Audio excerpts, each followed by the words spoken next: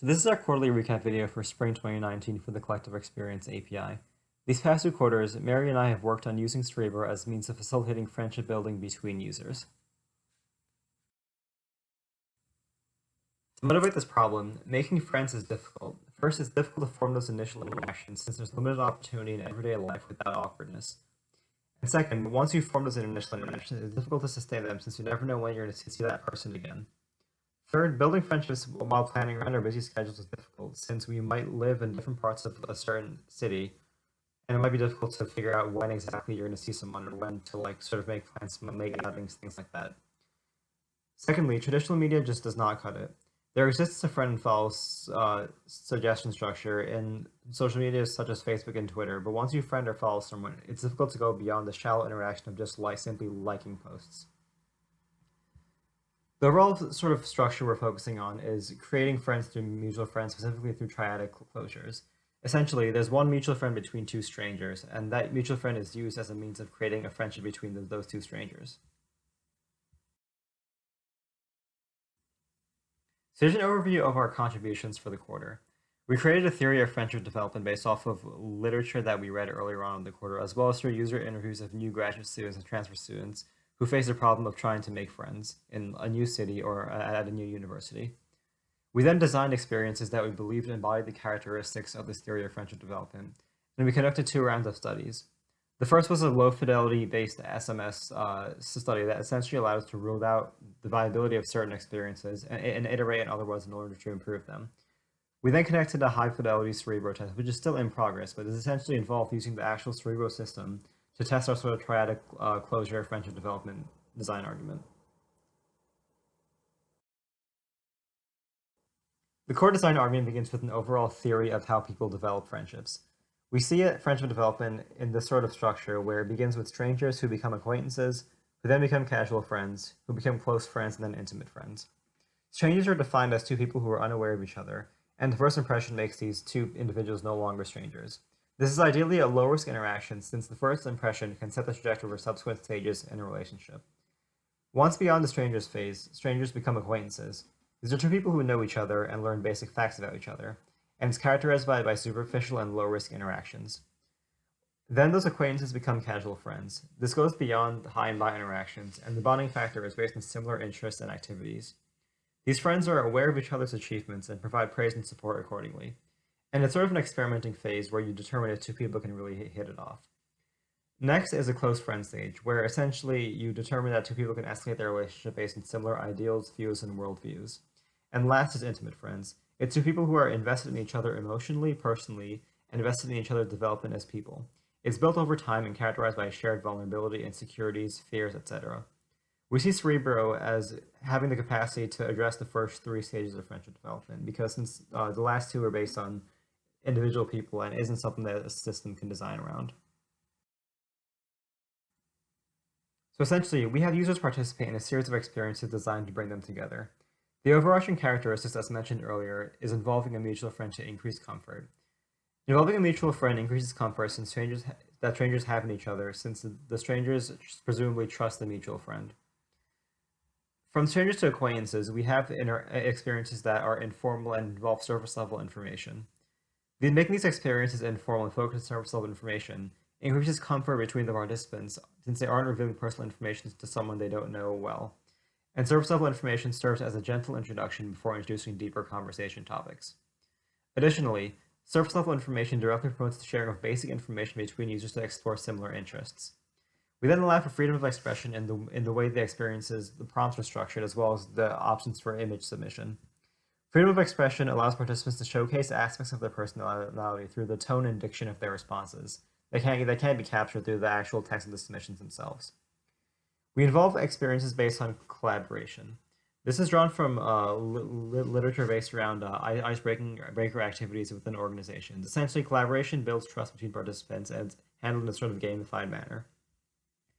Well, lastly, we have an experience between acquaintance and casual friends that focuses on deeper information sharing, specifically providing praise and support.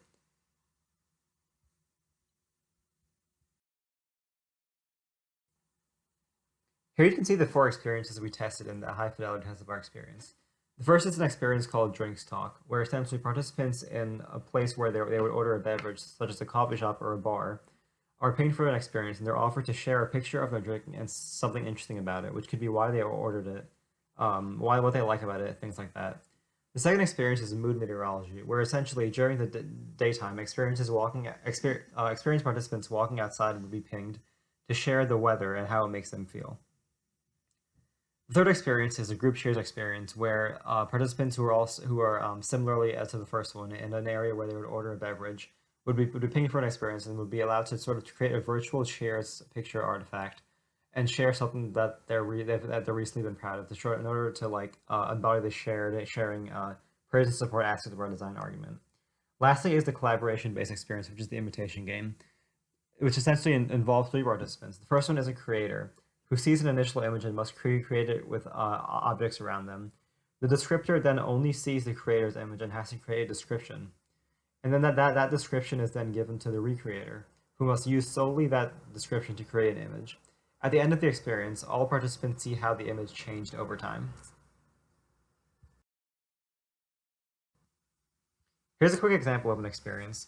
This is specifically the drinks talk one, where you can see that a participant would be pinged with a prompt saying, having a good time at a coffee shop or restaurant. You just bump into some friends, send a picture of your drink and add some caption about it, why you ordered it, why you like it, etc. And then you can submit a caption. For the example of this caption is, it's just simple black coffee to start the day, and you just send a picture of your cup of coffee, and you're waiting on submissions from the other two users.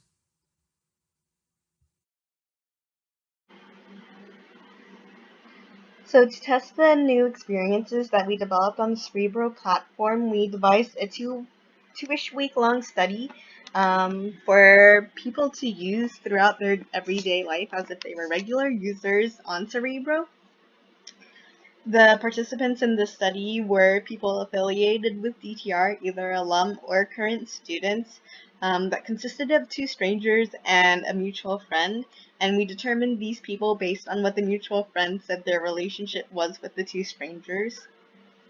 At the end of the study, we anticipated finding increases in comfort, trust, knowledge, and closeness between the two strangers, and a maintaining of interest in wanting to know more about the stranger. We expected these increases based on the literature that we had read and the theory that we had developed about relationship progression. So for an increase in comfort, we thought this would come from a mutual friend being present, giving a common basis between the two strangers, and the informality of the experiences would reduce the awkwardness of participating within the experience. And the same, well, not the same, but similar ideas for the rest of the increases. To try and capture these measures, we had quantitative and qualitative questions that participants would answer after going through a stage of experiences in a Google form. Some of the quantitative questions were scaled responses, so we might ask, um, I felt comfortable participating in these experiences with the other stranger, and then ask uh, the participant to rate their comfort from strongly disagree to strongly agree. And we also did this for measures like interest and trust. We also wanted to be able to capture the mechanisms that allowed for these increases or decreases within comfort, trust, etc. So we asked a question like, did you get a sense of the other participants' personality through these experiences? If so, how? If not, why not? We thought that these might capture things like expressiveness within the experience. If there was the informational content being transmitted was about the other person's personality, then that would cause an increase in trust. But if it didn't, then we wanted to know why it didn't. And at the end of the study, we are planning to do interviews to get an even stronger sense of the process and mechanisms between whatever increases or decreases we find within our measures. So our study is still not finished, and we need those results and to analyze them, but we do have results from our mid-study survey, which was conducted after participants went through 3 experiences. So these are the results for 3 participants within our study that were strangers. These were all quantitative questions. So one of the questions were to try and measure closeness was, I vibed with the other participant. That was asked in the pre-test, and then the mid-test we changed it to I feel close to the other participant because we thought that was a better capture of closeness, and we saw a decrease in that measure. It's hard to say whether or not this decrease occurred because the question changed in closeness, and so there is a different interpretation by participants in the study, or if there was actually a decrease in a sense of closeness between the participants. We saw that there was a slight increase in comfort with the other stranger and no change in trust between the 2 strangers. We also asked open-ended qualitative questions, and so one question was, did you get a sense of the other participant's personality through these experiences? If so, how? If not, why not? And so the first respondent said that they got a sense of the other person's creative personality, and the second one said that they could sense optimism in the other participant.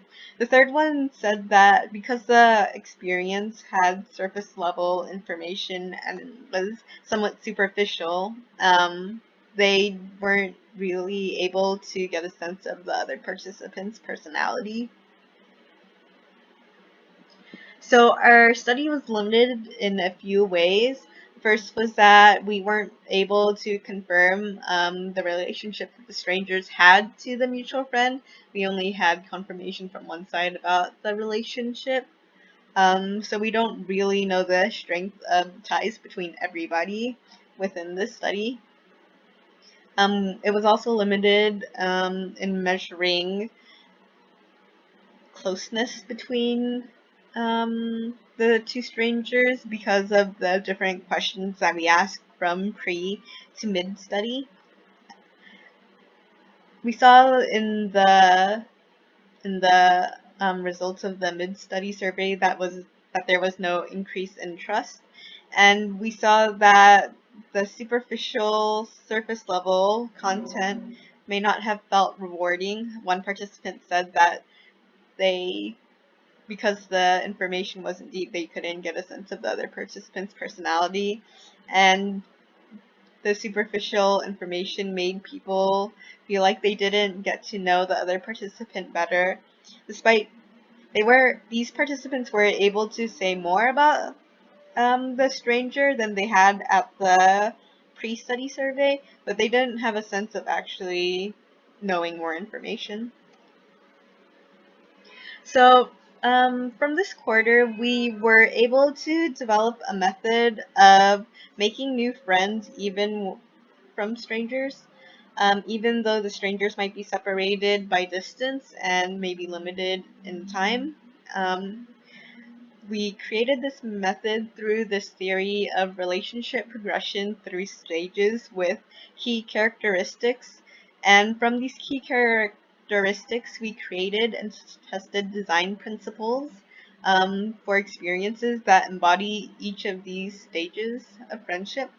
And we tested the initial 2 stages, the strangers to acquaintances and the acquaintances to casual friends. For future work, we need to finish the study and analyze how the experiences failed in both the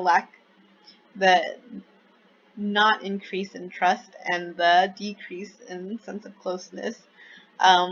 We need to build more experiences to reflect the acquaintances to casual friends stage and experiences for the casual to intimate friends.